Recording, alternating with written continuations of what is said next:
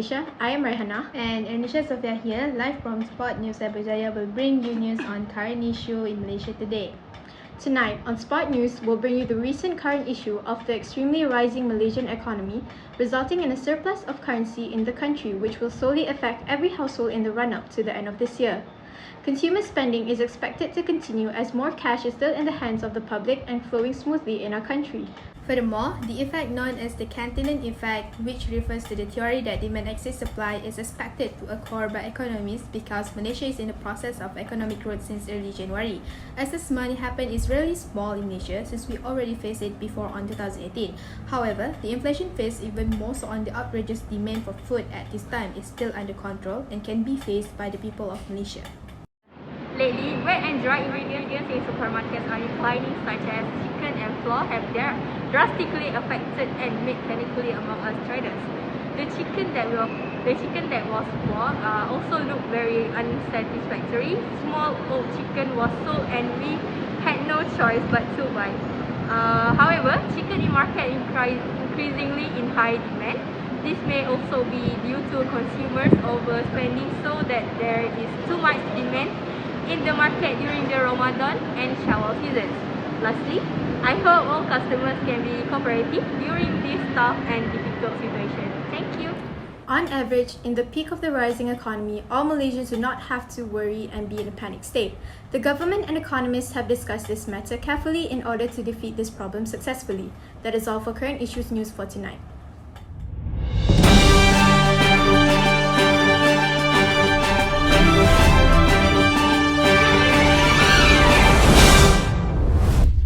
Today on Sport News, a man is believed to have stabbed his wife to death before taking his own life at GL in Paya Terubung by jumping off from the 12th of their condominium unit here early today, 3 days after celebrating Chinese New Year.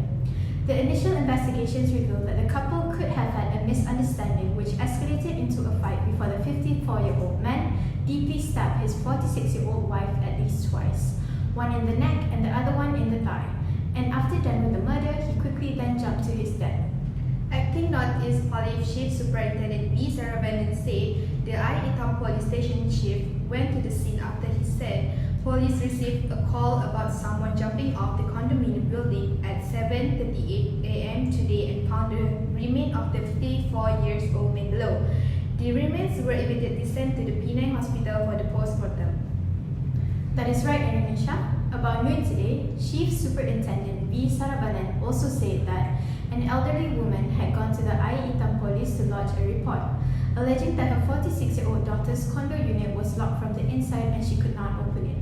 He also added that they went back to the unit where the elderly woman had used a duplicate key to open the door with the help of police. Now here we have Police Chief Superintendent V. Saravanan. So how are you, Chief, and please tell us about the case. So about this case, as soon as the door was opened, we found a woman lying on the mattress in one of the rooms. And the team immediately checked on the woman's body and found stab wounds that were deeply cut into pieces. Furthermore, no criminal was found and there was no sign of forced entry as the door was locked from the inside, and the investigators instantly found the knife believed to have been used to stab the woman to death. Thank you very much, Chief. And the current update here at GL in Paya Terubung is that everything is going okay here. For now, the house is currently under restriction due to any action or any circumstances that other people, regardless of the neighborhood or not, might do something or want to barge in. Here is a summary on what has been announced so far. The forensic teams confirmed that the deceased woman and the man who had jumped onto his death were husband and wife, and the woman who had died was found to the neck and thigh. This is Fatih Atia from GL Paya Terubung. That is all the information I've gathered so far. Back to you, Anisha. They believe that the couple could have had a misunderstanding which escalated into a fight before the 54-year-old man stabbed his 46-year-old wife at least twice, one on the neck and another on the thigh. Upon further checks, a post-mortem examination will be conducted to ascertain other injuries, if any.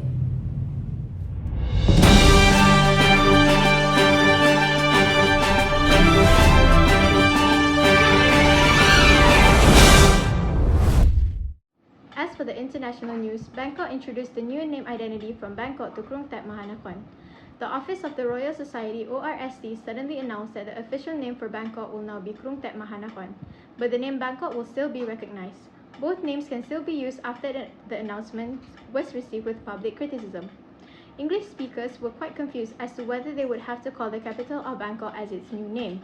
Fortunately, the ORST explained that just because they changed the name does not mean that people should stop calling the capital Bangkok. Both names are allowed to be used. The Thais have been calling Bangkok by its short name Krung Thep, which means City of Angels. The name Bangkok has been used since November 2001. It came from an old area Bangkok, which is Bangkok Noi and Bangkok Yai. We now have Diana Safia, a reporter for Sport News, who is live right now in Thailand to get the Thai citizen opinion on the name renewal. How is everything there, Miss Diana?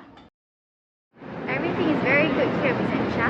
I am here in Thailand in front of a well-known cafe, and here with me is a Thai citizen named Chan Chai Kun. How are you today, Miss Chan Chai Kun? I am fine, thank you for asking. May I have your opinion on recent change of the name of the capital city since the name might sound rather strange? And do you think it will cause confusion towards the foreigners? Surely you have an opinion to share about the issue. Honestly, my take on the recent change of name was somewhat neutral. I was not very sure because I don't really use the name Bangkok, and I think I can say this on behalf of all the Thais too. We as Thais have normally been calling Bangkok by the short version of the new name, which is Krung Thep, rather than calling it Bangkok for a long time. Therefore, we are comfortable with the recent change of name.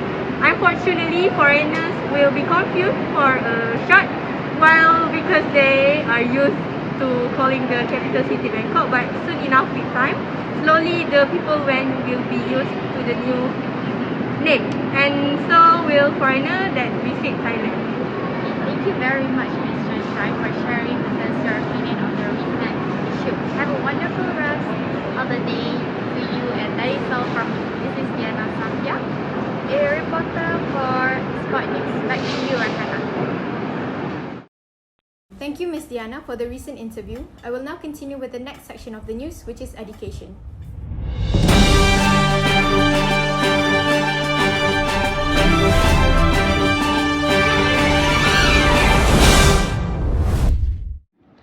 Tonight, on the local news, 40 students from 5 Selangor schools were chosen to participate in the Sekolah Maharani MSP program, which aims to provide precious educational opportunities and special average skills to female students from low-income families.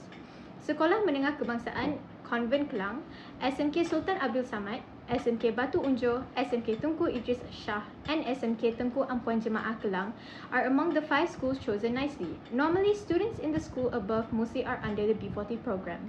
Datin Seri Umayyah Aswaran, the head of the Rhythm Foundation, explained that MSP was designed to be integrated enough into the school curriculum with the hope of assisting young girls in mastering their education frequently while always addressing issues of self-awareness, human rights, and healthy gender equality. Overall, this varied assistance is indeed focused on students who need even more to B40 students.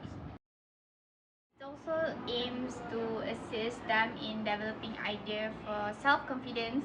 We've been running this delightful program for a decade, and the only goal is to fully help students from B40 families fairly and live better lives towards a bright future. Lastly, they do not have to feel embarrassed to continue their studies through the help given, but to be happy instead. In fact, we are more thankful for them for wanting to continue learning.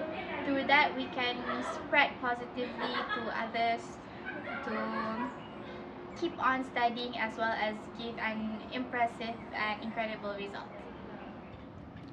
Yesterday, he generally made the remarks during the signing of a memorandum of understanding with Yayasan Pinta, who was represented by Umayyah, Yayasan Pinta, and Datuk Dr. Mary Yap Kain Ching.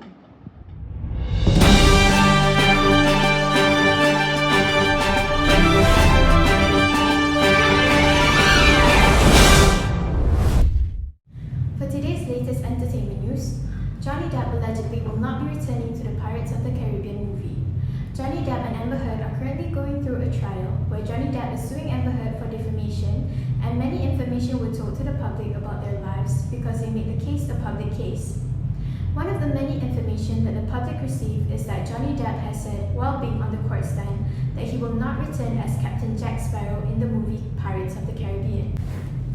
Quoting what the court's examiner Ben Rottenborn told Johnny Depp, "The fact is, Mr. Depp, if Disney came to you with 300 million and a million alpacas, nothing on this earth would get you to go back and work with Disney on the Pirates of the Caribbean film, correct?" And to that, Johnny Depp responded with, "That is true. We had our reporter Fatin Atira interview a Johnny Depp fan yesterday to get her thoughts about this shocking news." Here from Sport News. I am currently outside of a cafe. I'm here with Miss Didi, who is a long-time fan of Johnny Depp. So, how are you today, Miss Didi? I am well today, but I'm a bit shocked from what I have heard about what Johnny Depp said about not returning to Pirates of the Caribbean. Okay, yeah. So about that, what was your reaction to Mr. Depp's statement, and what is your take on why Mr. Depp made that statement? I would be lying if I said that I was absolutely shocked because I kind of saw it coming because unfortunately Mr. Depp's career took quite a toll after what had happened to him because Amber Heard suddenly published on op-ed in 2016 that people believe was about Johnny Depp.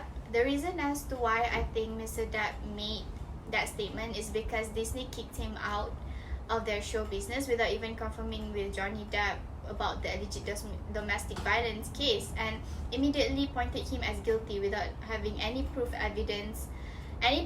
evidence that he was guilty. But as of right now, evidence of Johnny being the true victim are definitely starting to be proven to be true, and a lot of big brand companies are trying to recruiting him back. Okay, so thank you for giving us your time to give your opinion on this current hot topic.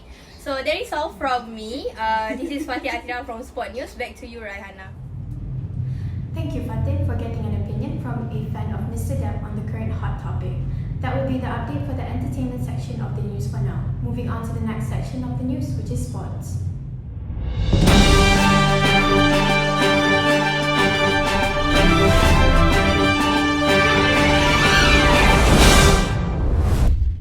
Next on sports news, according to an announcement made today on the Malaysian Olympic Council social media site, finally the SEA Games Federation has chosen Malaysia to host the biannual games for the 34th edition in 2007.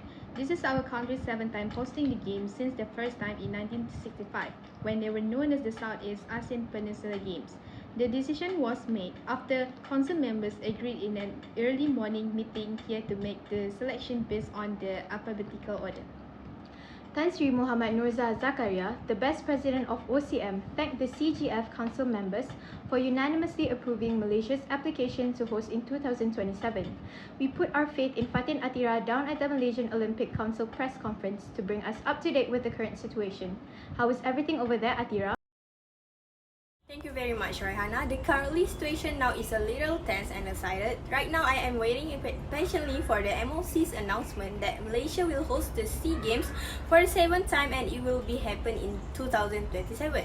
There are also a great number of parties present, following it a few of very important person VIP, such as non-governmental organization, NGOs that will provide sponsorship for SEA sports. MOC also state that many countries are interested in hosting the countries must first demonstrate exceptional expertise and facilities in organizing the games.